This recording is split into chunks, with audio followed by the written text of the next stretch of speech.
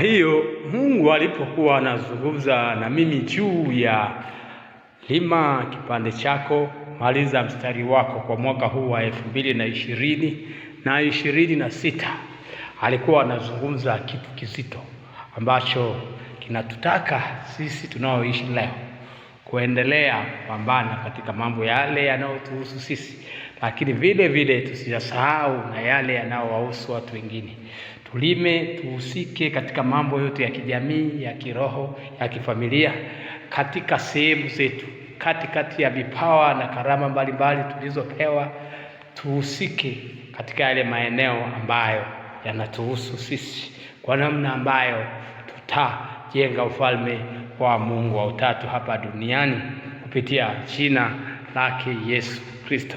Kwa hiyo katika somo hili Roho Mtakatifu alikuwa anazungumza juu ya utume wa kwenda ulimwenguni kuhubiri Injili sawasawa na ile Mathayo 20:19, na akatupa agizo hili kwa ajili ya kuhubiri na kuwafanya watu wote katika ulimwengu kuwa wanafunzi wa Yesu.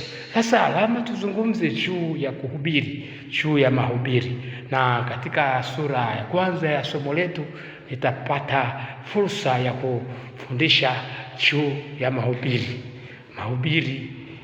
na mahubiri ya Mungu wa Utatu kupitia mtumishi wake. Kaa hapa miguuni mwa Yesu, utaendelea kupata vitu adimu kutoka katika Roho Mtakatifu hapa faragani. Barikiwa.